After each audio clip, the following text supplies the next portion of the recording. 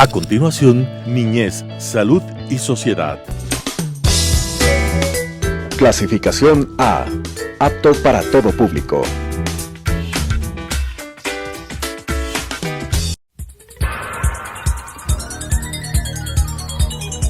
Las opiniones vertidas en este espacio por la producción y dirección del programa son de exclusiva responsabilidad de sus autores y de quienes intervienen en ellos. Telesucesos Canal 29 UHF presenta Niñez, Salud y Sociedad, un programa que trata sobre los cuidados iniciales, el crecimiento y el desarrollo de los niños. El buen vivir de la infancia es el futuro de la patria. Con la conducción del doctor Gabriel Ordóñez. Niñez, Salud y Sociedad.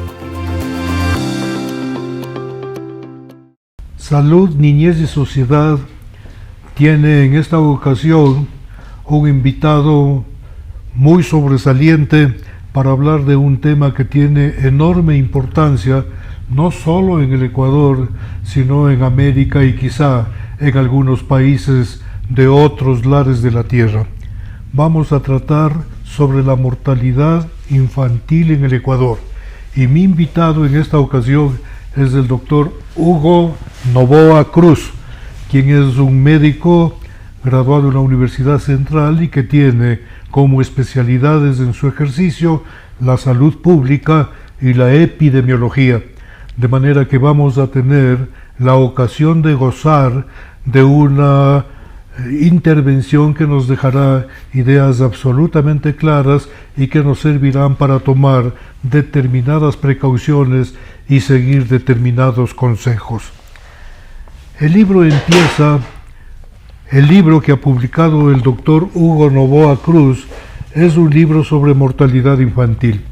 Es un libro de gran lectura y que empieza con elementos que nos invitan a reflexionar y que tocan nuestra sensibilidad. Empieza, por ejemplo, diciendo: ya se va para los cielos ese querido angelito, a rogar por sus abuelos, por sus padres y hermanitos. Cuando se muere la carne, el alma busca su sitio, adentro de una amapola o dentro de un pajarito. La tierra lo está esperando con su corazón abierto, por eso es que el angelito parece que está despierto. Empezando así de este modo el trabajo, el contenido del libro es igualmente muy motivante. Y por eso quiero preguntarle, para comenzar, a Hugo, ¿cómo es que usted pudo hacer este trabajo durante una época de tantas restricciones como la que hemos vivido? Bueno, primero, muchas gracias, Gabriel, un querido amigo y maestro, por invitarme a este programa. Sí, esos versos con los que comenzó el profesor Gabriel son precisamente de Violeta Parra, El Rin del Angelito, que es una de las últimas canciones, junto con Gracias a la Vida, que compuso Violeta Parra antes de morir. Sí, este estudio lo hicimos a inicios de la pandemia, en el año 2020, y quiero reconocer que entre las personas, algunos pediatras y otros profesionales de otras áreas que colaboraron en este estudio con sus criterios fue justamente el doctor Gabriel Ordóñez. Lo hice por pedido de una organización que trabaja por el derecho a la salud. Antes ya había trabajado en el año 2019 otro texto que es sobre la mortalidad materna. Este lo titulé sobre mortalidad infantil en el Ecuador, una tragedia sin resolver. Porque aparentemente con el desarrollo que hemos tenido en el país en los últimos años, suponemos que debería estar ya muy baja la mortalidad infantil, pero no es así. Sí, en algún momento bajamos de 10 muertes por cada 1000 nacidos vivos, que es la forma como se mide la mortalidad infantil, pero también ha habido en los últimos años un retroceso o al menos un estancamiento donde se nota que es difícil abatir esta mortalidad infantil. El estudio lo hicimos, durante la pandemia y Creo que la pandemia además nos dio ese marco, ¿no?, de respeto a la muerte, de terror, de susto también a la muerte, pero de respeto a la muerte. Y dentro de las muertes de las personas, tal vez las más trágicas son las de los niños y de los jóvenes. Por eso la relevancia del tema, y por eso también es considerada la mortalidad infantil no solo un indicador del estado de salud, sino un indicador de la situación de desarrollo, de la situación social y económica de los pueblos, ¿no? Esto que usted acaba de señalar es tan importante que los organismos internacionales como el Banco Mundial y algunos otros que hacen créditos internacionales, uno de los elementos que toman en cuenta para otorgar el préstamo es este de la mortalidad infantil. Sí, de hecho, ¿no? Y hay unas diferencias, y supongo que en base a eso los organismos internacionales de Naciones Unidas consideran la situación de los países. Si uno ve el mapa del mundo, por ejemplo, donde se concentran las más altas tasas de mortalidad infantil, donde se pinta de una manera más grave este problema, es precisamente en los países del África Central. Pero hay otros bolsones, diríamos, de alta mortalidad infantil en el mundo que están ubicados en algunos países del Asia Menor. Afganistán es un ejemplo de ello. Y también hay algunos países de Latinoamérica que concentran una alta mortalidad infantil. Creo que dentro de América la mortalidad infantil más alta está en Haití. En el estudio que yo hacía recogía datos, claro, de los años anteriores. El estudio fue hecho en el año 2020, pero no siempre tenemos información hasta el último año, ¿no?, disponible. Y basándonos en datos de la Organización Mundial de la Salud, por ejemplo, Haití tenía para un periodo entre el 2011 y el 2018, a veces no es bueno analizar un solo año, sino coger un promedio de varios años, porque puede haber variaciones en cada año. Y allí planteaba o estimaba una mortalidad infantil para Haití de 59 por cada 1000 nacidos vivos, mientras que al otro extremo, en el mismo continente americano, las más bajas estaban, por ejemplo, en Cuba y Canadá. Cuba con 4 por 1000 nacidos vivos y Canadá por 5 muertes por cada 1000 nacidos vivos, muertes infantiles que son de menores de un año, ¿no? Eso significa que en Haití los niños menores de un año se mueren 15 veces más frecuentemente que en Cuba, siendo ambos países latinoamericanos, ambos países caribeños, ¿no? Una vez que nos ha dado una visión así panorámica de lo que pasa en tema de mortalidad infantil en otros países y en otros continentes, ¿podríamos situar el problema en el país? ¿Cómo estamos de mortalidad infantil en el Ecuador y cuál es su distribución en las distintas provincias?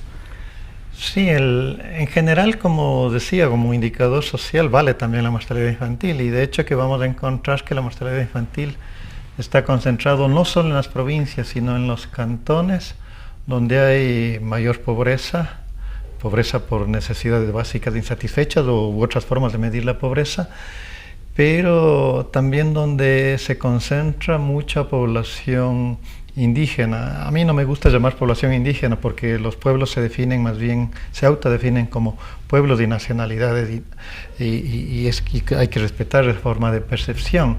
Y precisamente en algunas provincias y cantones de la Sierra Central y de la Amazonía es donde se concentra la mayor mortalidad infantil, con una situación adicional, porque dentro de la mortalidad infantil, como usted conoce perfectamente, Gabriel, le separamos por lo menos en el componente neonatal, porque es muy diferente las causas de los recién nacidos, desde los niños muy pequeños hasta los 28 días, que las causas que ocurren más tarde, desde el 1 mes hasta cumplir el 1 año de edad.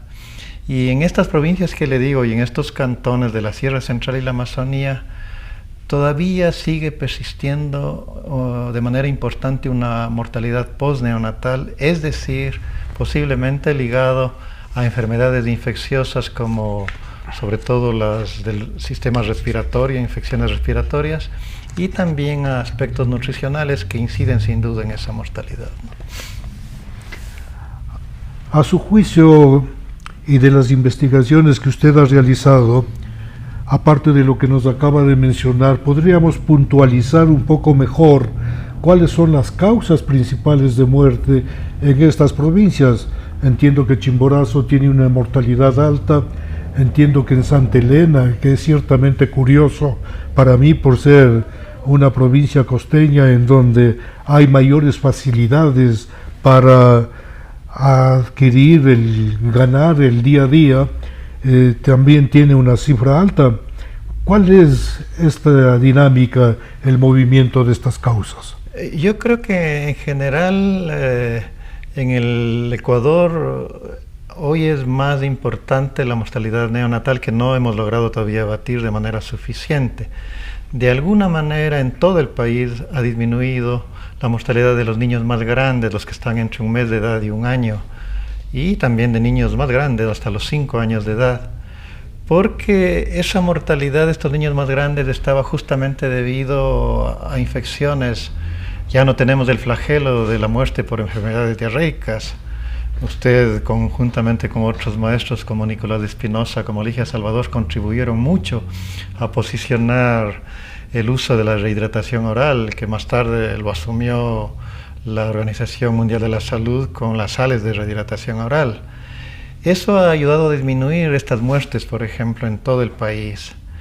Y también se han disminuido sobre todo por el programa ampliado de inmunizaciones por un lado, pero también por el manejo adecuado de las neumonías o de las infecciones respiratorias, la muerte también por estas causas. Igual que cuando yo era estudiante de medicina era muy frecuente ver en los hospitales esos terribles cuadros de desnutrición. Eran niños hinchados con esta enfermedad que nosotros les llamábamos el kwashiorkor, ¿no? Claro. Pero hoy eso ya no es muy frecuente en el país. Persiste la desnutrición crónica, que es una baja talla para la edad, pero no esa desnutrición aguda o global que significaba niños muy delgados, muy disminuidos, ¿no es cierto?, en su masa corporal, ¿no? Creemos que en los países, y eso se constata con los datos, tanto en los países donde hay mucha mortalidad infantil, como también en las provincias y cantones y grupos sociales donde hay todavía mucha mortalidad infantil, hay una confluencia de ambas, de la muerte neonatal y también de estas muertes de niños más grandes, la postneonatal que decimos, que persiste.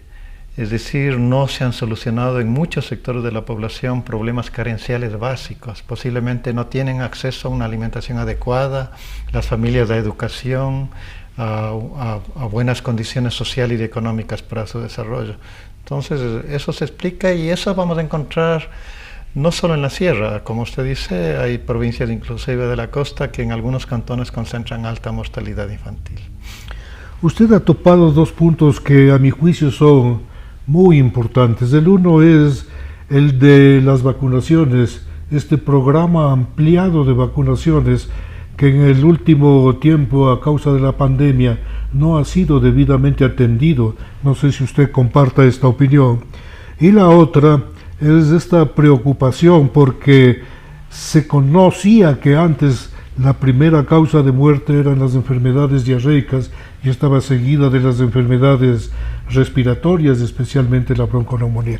¿Cómo ha cambiado este esquema para abordar después el tema del recién nacido? Ya, sí, en realidad no solo es las inmunizaciones las que han contribuido sin duda a disminuir la muerte por enfermedades infecciosas, pero sí fueron muy importantes las inmunizaciones y nosotros como país históricamente hemos tenido una buena cobertura. Se considera en general para las vacunas que una buena cobertura es cuando se tiene más del 95% en los niños menores de 1 año o de 5 años que requieren vacunas. Pero no fue precisamente solo en la pandemia que se afectó la vacunación en el Ecuador. No sé si en otros países latinoamericanos fue tan grave. Ya hay indicios desde mucho antes. De hecho, en el mismo estudio que yo hice en el 2020, los datos eran del 2018, antes de la pandemia.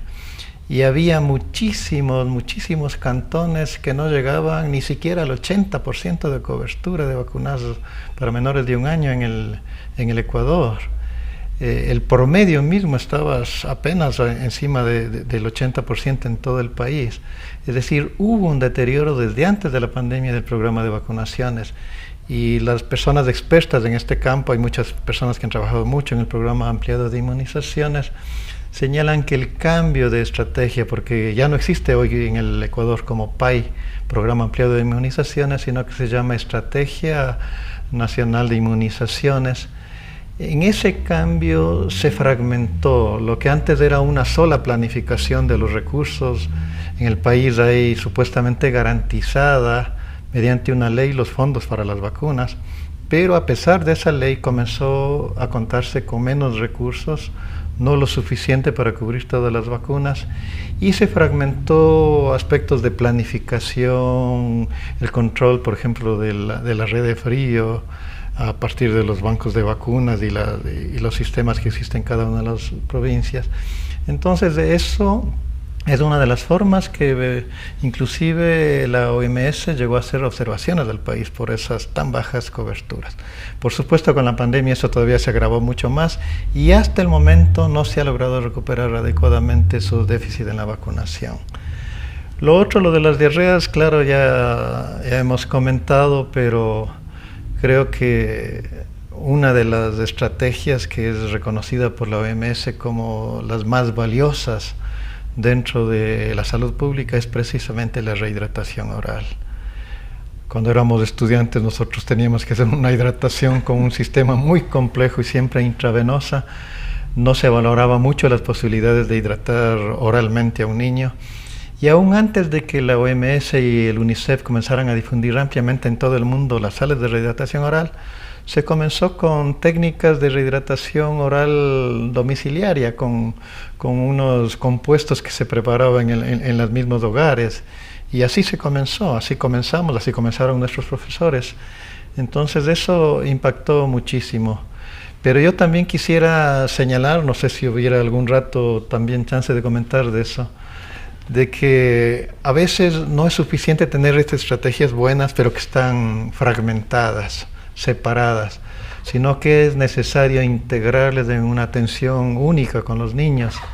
Y en la década del 90 la OMS propuso una estrategia que se llama atención integrada a las enfermedades prevalentes de la infancia, que no era posiblemente nada nuevo, sino que era tratar de integrar todos estos conocimientos de estas estrategias exitosas que se iban desarrollando en el mundo.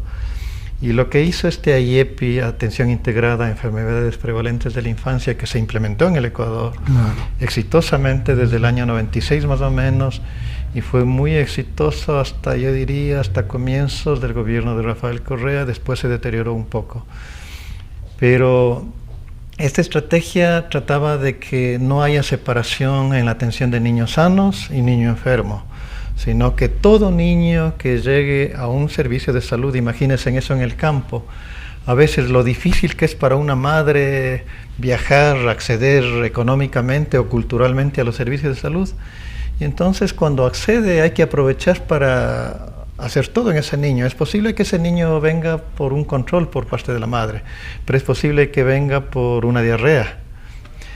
Pero hay que aprovechar ese momento para primero explorar cosas más graves, después de explorar los problemas más prevalentes como las infecciones respiratorias o las diarreas, o en la costa de la Amazonía, malaria. Y también hay que aprovechar para ver cómo está su vacunación y si le falta alguna completarle, para ver cómo está su crecimiento, cómo está su desarrollo, o para explorar otros temas como maltrato, abuso contra los niños, o de acuerdo a las necesidades en cada localidad explorar otros temas. Es decir, aprovechar la oportunidad en que la madre se acerca o la familia se acerca con el niño para tratar de hacer una atención lo más integrada posible. Lamentablemente fue muy difícil aplicar esto porque eso exigía que los médicos o el personal de salud dedique más tiempo a esa atención. Nosotros calculábamos que se necesitaba por lo menos unos 15 minutos de atención a ese niño en la consulta, pero muchos colegas estaban acostumbrados a hacer una consulta muy rapidita de atender solo el problema por el que había venido ese niño, ¿no? Mire, a propósito de las vacunaciones, se ha criticado mucho y se critica todavía el haber suprimido el Izquieta Pérez como un instituto que se encargaba de la producción de determinados biológicos para las vacunas. Y a propósito de la hidratación oral, en uno de los viajes que yo hice con el maestro Nicolás Espinosa, enseñábamos en la práctica cómo preparar un suero oral casero. Y en alguna ocasión le pedimos a alguien que nos trajera un cuchillo para enseñarle lo que era una punta de cuchillo para poner al litro de agua. Y lo que nos trajo es un machete. Sí, ¿y cómo sería ahí la pizca entonces en el machete? Sí, me imagino, ¿no? Sí, fue muy bueno, las anécdotas eran muy numerosas, pero su opinión sobre el Izquieta Pérez. Sí, el Izquieta Pérez producía algunas de las vacunas del programa ampliado de inmunizaciones, no abastecía todo, pero era bueno, era parte de nuestra soberanía como país el poder producir algunas vacunas, no tener que importarlas todo. De hecho que posiblemente al final de la vida del Instituto Izquieta Pérez no era suficiente y en realidad la mayor cantidad de vacunas se traía por medio del fondo rotatorio que se llamaba el fondo rotatorio que era un fondo económico que se tenía en los diferentes países de América Latina con la OPS. Y eso era inclusive importante porque unos países podíamos ser solidarios con otros, a veces con los que más requerían, que no podían tener el dinero suficiente, pero con ese fondo común se podía abastecer y cada país tenía que, por supuesto, aportar la cuota que le correspondía y nos garantizaba tener vacunas. La desaparición del Izquieta Pérez afectó muchísimas cosas, no solo en la disponibilidad de vacunas o de suero antiofídico, por ejemplo, que también se producía dentro del Izquieta Pérez, sino que se tenía una red de laboratorios muy confiable, muy ágil, que también se afectó. Vimos afectado también el diagnóstico de algunas enfermedades cuando desapareció el Izquieta Pérez. Entiendo que la intención era sustituir por un instituto más moderno, porque ahí hay un instituto de salud pública que sería como la herencia del Izquieta Pérez, pero se afectaron procesos, igual que se afectó procesos de vigilancia de la malaria y el dengue cuando desapareció también el Servicio Nacional de Erradicación de la Malaria y se lo integraba supuestamente de manera más horizontal en los servicios de salud de todo el país. Yo creo que hubo buena intención posiblemente de quienes idearon eso, de que se haga una atención integrada en todo, no solo como la IEPI que hemos conversado hace un momento, sino que eso debería ser para las mujeres, para los hombres, para los adultos mayores, para los adolescentes. Se trataba de que no existan programas verticales que los llamaban, pero para mí siguen siendo todavía necesarios algunos programas verticales hasta que se logre algunas conquistas más en salud pública. No se trata de que el dueño de cada programa a nivel nacional aterrice hasta el último subcentro de salud a hacer lo que quiera, pero si es que no hay alguien encargado a nivel nacional preocupado de algunos temas, esos simplemente comienzan a destruirse, comienzan a deteriorarse. Y eso es el caso también con los institutos como el Izquieta Pérez, ¿no? Si no existe, se deteriora. Como siempre esperé, esta charla con el doctor Hugo Noboa Cruz iba a ser muy productiva y de hecho ha sido muy productiva y hemos topado temas sustantivos de la salud de los niños en el país. Para terminar, creo que vale la pena que utilice otro extracto del libro del doctor Noboa, que también son unos versos, que dice: cantemos, cantemos, vamos a cantar. El niño se ha ido y en el cielo está. No llores, negrita, por tu hijo ya. Los ángeles del cielo lo van a cuidar. Dancemos con el niño se va. Los ángeles del cielo alas te traerán. El niño se ha muerto, lo vamos a chihualear. Tírame ese niño de allá para acá. Hagamos una rueda donde el niño está, con palma y corona, como un ángel más. Mamita, mamita, mamita, mamá, ¿por qué hay gente alegre si no es para llorar? Estamos de fiesta y en el cielo están, porque un ángel negro ya lo puedo pintar. Parte del libro solamente refleja la calidad de persona que es Hugo Noboa, que ha recogido precisamente de Esmeraldas una provincia muy afectada por temas de salud, para darnos a conocer esta preocupación y estos cantos que ellos tienen cuando un niño fallece. Hasta la próxima. Las opiniones vertidas en este espacio por la producción y dirección del programa son de exclusiva responsabilidad de sus autores y de quienes intervienen en ellos. Telesucesos Canal 29 UHF presentó Niñez, Salud y Sociedad, un programa que trata sobre los cuidados iniciales, el crecimiento y el desarrollo de los niños. El buen vivir de la infancia es el futuro de la patria. Con la conducción del doctor Gabriel Ordóñez. Niñez, Salud y Sociedad.